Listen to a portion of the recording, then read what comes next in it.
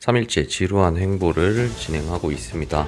전쟁은 휴전, 종전을 위해 협상을 준비하고 있고 오늘은 CPI 지표 발표도 있습니다. 현재 차트적으로는 어떻게 보이는지 그리고 뉴스나 혹은 이슈에 대한 대응을 어떻게 할 것인지 제 인사이트가 여러분이 매매 시나리오를 짜시는데 도움이 되셨으면 좋겠습니다.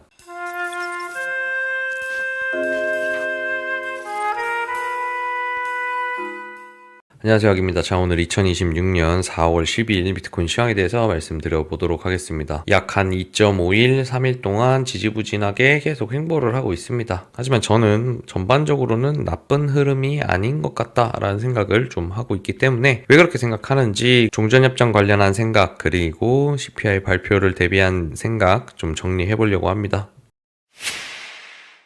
자, 그럼 지난 관점부터 먼저 볼 텐데 지난 관점에서 뭐 계속 횡보했기 때문에 사실상 크게 달라진 부분은 없다고 생각을 합니다. 현재 단기 하락하던 추세를 돌파해낸 이후로 고점을 높여줬고 첫날 꼬리가 달려서 좀 애매하긴 했지만 흘러내리고 한 번 더 올려치고 다이버가 잡히고도 지속적으로 받쳐주고 있죠. 비교적 얕은 눌림에 속합니다. 그리고 채널 상단을 현재 지지하고 있다로 보이기도 합니다. 그렇기 때문에 차트적으로는 나쁘지 않은 것 같아요. 괜찮아 보입니다. 물론 이제 종전에 앞서서 이슈가 계속 나오면서 조금 더 갈 수 있었던 것 같은데 좀 브레이크가 잡힌 부분이 있는 것 같아요. 이제 네타냐후가 레바논 공격을 지속적으로 하면서 조금 협상에 걸림돌이 되고 있는 거 아닌가라고 생각이 들긴 하지만 어쨌든 차트적으로 보면 이렇게 툭툭툭 고점을 계속 높여주면서 그래도 잘 받치고 단단한 바닥을 좀 다지고 있는 게 아닌가 이렇게 생각이 듭니다. 뭐 이런 때와 좀 비슷하지 않겠는가라는 생각이 들어요. 잘 바닥을 다져주고 있다. 그렇기 때문에 뭐 들어오더라도 내부적으로 여기 지지대 2차 방향선이 충분히 있고 2차 방향선이 아직 닿지도 않았기 때문에 긍정적인 흐름이다. 그래서 기존의 관점대로 상방의 흐름을 보고 있다. 눌롱눌롱으로 대비하겠다라는 거는 여전히 동일한 기조로 갖고 가겠다 이렇게 볼 수 있을 거고 방향을 저는 상방으로 정해놨었기 때문에 어제 여기에서 짧게 알트들 몇 개 받았어요. 그 몇 개 받은 것들 올라왔을 때 20% 한번 30% 한번 이렇게 날려놓은 상태라서 이 자리 지켜주고 쭉쭉 쏴준다면 알트의 매수 찬스도 어제 왔었다라고 보고 있고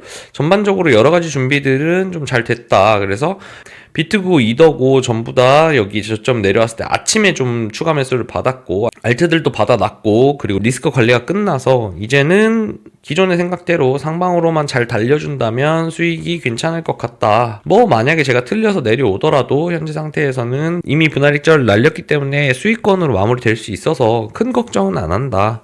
그래서 이렇게 미리미리 조금 대비를 해놓으셔야 마음이 편하게 조금 지켜볼 수 있으니까 항상 리스크 관리는 해놓으시는 걸 추천드리고 제가 보는 흐름상으로는 굉장히 낙관적이에요. 좋아요. 제 기준으로 봤을 때는 상방으로 갈 확률이 굉장히 높아 보이고 오히려 이 정도 흐름이라고 보면은 자신감이 좀 붙을만 하지만 그럼에도 불구하고 혹시 모르는 변수들을 대비해야 되기 때문에 어떤 이슈가 나올지 우리는 선제적으로 알기 어렵기 때문에 항상 욕심이 좀 나더라도 리스크 관리를 하시는 게 좋습니다. 제가 어디에서 그랬어요? 여기에서 다 뱉었죠 결국. 욕심 부려가지고 여기서 잘 받아놓고 분할익절 안 해가지고 다 뱉었던 거 기억하실 겁니다. 저도 항상 욕심 관리를 합니다. 그리고 욕심 관리를 했을 때 결국은 결과가 좋았던 것 같아요. 그렇기 때문에 이런 부분들을 신경 써서 리스크 관리는 잘 하시는 걸 추천합니다.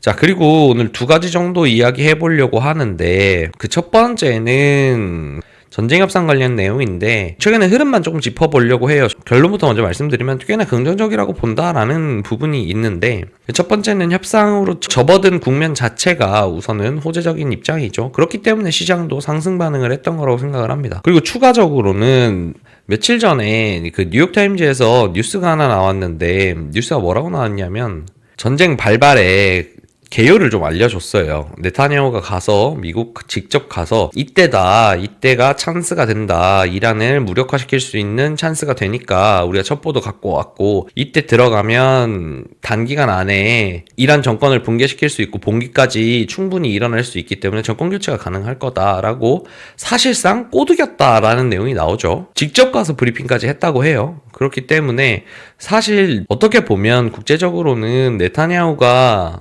트럼프를 꼬드겨서 한 전쟁처럼 비춰지도록 언론 플레이를 하고 있다라고 그렇게 생각되도록 좀 유도한 어떤 뉴스가 아닌가라는 생각이 들어요. 그리고 뭐 대부분 아시다시피 지금 네타냐후는 전쟁이 끝나는 걸 반기지 않습니다. 계속 진행됐으면 좋겠고 이란이 그냥 아예 멸망했으면 좋겠다라는 생각을 갖고 있잖아요. 그래서 미국 측이 결국 협상에 돌입을 하는데 이스라엘이 계속 레바논을 공격했습니다. 협상 내용에 레바논이 포함되네 안 되네를 가지고 막 논쟁이 있었는데 거기에 대해서는 갑론을박이 있었죠. 아 이거 포함다 안 된다. 그래서 이거는 협정 위반이다 아니다에 대한 내용들이 좀 있었지만 결국은 마침표를 누가 찍었냐라고 하면 트럼프가 네타냐후한테 좀 가만히 있어 라는 메시지를 보냈죠. 뭐 뒤에 조금 엎치락뒤치락 하는 것 같긴 했지만 결국은 이런 기조, 이런 말이 한 번이라도 나왔다라는 것 자체가 우선은 미국의 입장에서는 종전을 조금 더 원하는 방향으로 현재 생각을 하고 있는 게 아닌가라고 생각을 합니다. 더불어서 트럼프가 직접 가지 않아요. 협상을 할 때 벤스 부통령이 갑니다. 벤스 부통령이 간다라는 건 쉽게 말해 저는 그냥 상식적으로 생각했을 때 그래요. 대장이 안 가고요. 부대장이 가진 거잖아요. 대장만큼 강경하게 할 수 있겠는가? 강경한 협상가인 트럼프 자체가 가지 않고 벤스 부통령이 가는데 트럼프만큼 강하게 할 수 있을까라고 본다고 하면 사실 강하게 하기 어렵다고 보거든요. 벤스 부통령을 보내는 이유 자체가 저는 협상에 조금 더 긍정적인 입장으로 웬만하면 수용하겠다라는 마인드가 여기서도 내비치는 게 아닌가라는 해석을 해봅니다. 물론 뭐 저는 국제 전문가도 아니고 외교 전문가도 아니기 때문에 그냥 개인적인 생각을 한번 정리를 해드리는 거예요. 자, 그리고 두 번째로는 오늘 CPI 발표가 있죠. 오늘 9시 반에 소비자 물가지수 발표가 있습니다. 자, 우리가 그럼 상식적으로 생각을 해봤을 때 물가지수 발표가 나는데요. 지금의 물가는 높을 것 같다고 생각되세요? 낮을 것 같다고 생각되세요? 전쟁의 이슈로 유가가 상승했죠. 그러면 예상하는 바는 당연히 물가지수도 상승할 거라고 생각을 하겠죠. 그게 상식적인 부분입니다. 그래서 대략적으로 나온 예측치 보면은 대부분 다 높더라고요. 굉장히 높게 측정이 되었다라고 평가합니다. 자, 목표치를 높게 잡았다라는 건 저는 이걸 어떻게 해석하냐면 첫 번째 상황에서 진짜 높게 나왔다고 하면 어떤 방식으로 가겠어요? 자체가 높았기 때문에 부합에 근접할 수 있겠죠. 그러면 이걸 해석을 어떻게 할 것인가 라고 했을 때 아마도 다행이다. 그래도 많이 차이는 안 나네. 전쟁이 났고 유가가 지금 천정부지로 오른 상태인데 그래도 다행히 예측치랑 비슷한 수준으로 가게만 되어도 이건 호재로 작용할 가능성이 높습니다. 그렇기 때문에 충격을 완화하기 위해서 높게 잡은 게 아닌가. 예를 들면은 보수적으로 잡아서 낮게 잡았는데 전쟁 때문에 올라 있을 건 알았지만 절대적인 수치 자체가 갭이 이렇게 많이 나버리면 직관적으로 볼 때는 물가가 굉장히 많이 높게 보일 가능성이 높습니다. 그런데 애초에 높게 잡아놨을 경우 높게 나오더라도 어느 정도의 실질적인 수치 자체가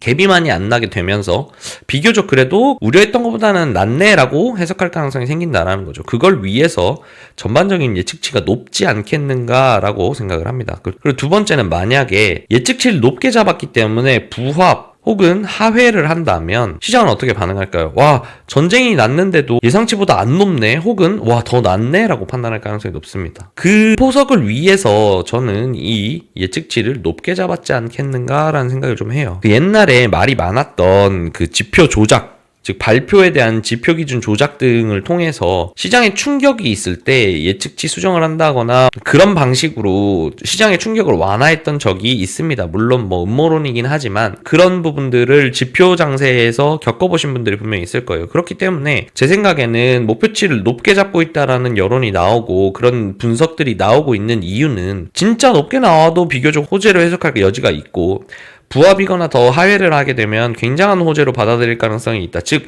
시장에서 생각을 하는 건 어떻게든 이악 물고 상방의 방향성으로 이끌어 가려고 하는 게 아닌가라는 생각이 좀 들어요. 그렇기 때문에 결국은 이 두 가지 이슈, 협상에 대한 이슈, 그 다음에 CPI, 소비자 물가 발표 지수 두 가지 다 저는 긍정적인 요소로 작용할 가능성이 조금은 더 높지 않겠는가 그렇게 생각을 합니다. 그렇기 때문에 차트와 한번 비교를 해봤을 때는 3일 동안 횡보를 하면서 상태에서 오늘 9시 반에 CPI 발표를 하면 흔들어댈 수는 있겠지만 결국은 상방으로 한 발 더 쏘아 올리기 위한 재료로 쓰기 위함이 아닌가라는 생각이 조금 들거든요. 이 부분은 사실상 내피셜이기 때문에 이걸로 큰 의미를 찾기는 어렵지만 제가 해석하는 그냥 분위기 자체로 봤을 때는 나쁘지 않아 보인다. 그래서 기존의 상방으로 생각하는 관점 역시도 유지를 하고 있다. 이렇게 제 생각을 조금 전달 드려보는 게 도움이 될까 싶어서 오늘 영상에 한번 담아봤습니다. 그래서 오늘 관점이랑 이슈에 대한 내용들, 해석들, 그 다음에 제 생각들 한번 정리를 해봐 드렸고요. 그래서 전반적으로 현재 흐름에 대해서는 저는 굉장히 좋은 흐름이라고 생각하고 제가 생각했던 방향성에도 부합한다 생각하기 때문에 큰 걱정 없이 리스크 관리도 다 해놔서 주말까지 조금 보려고 합니다. 특히 오늘 저녁 CPI 발표 이후에 주말에 오히려 협상 과정들을 얘기 안 하고 그냥 조용히 진행된다라고 하면 시장은 또 호재로 볼 것 같아요. 타결이 잘 되려나 보다라고 하고 올려만 쳐놓으면 이후에 또 이슈가 나오더라도 좀 눌리는 정도 선에서 끝나지 않겠는가. 그리고 또 한 번 이후 상승을 통해 기존에 말했던 한 80K 이상 갈 수 있는 흐름을 만들어줄 수 있지 않겠는가 이렇게 생각하고 있기 때문에 큰 틀에서 봤을 때 한 4월 정도까지 다 보고 나면 한 80K 이상 갈 수 있는 여건이 되지 않겠는가 이렇게 희망회로를 좀 돌려보면서 마무리해보도록 하겠습니다. 항상 긴 영상 시청해주신 분들 더불어서 구독, 좋아요, 알림 설정, 댓글까지 남겨주신 분들께 감사하다는 말씀 전하면서 오늘 영상도 마무리해보도록 하겠습니다. 이제 금요일인데 즐거운 주말 되시고 그리고 수익나는 한 주 마감 하시기 바랍니다. 감사합니다.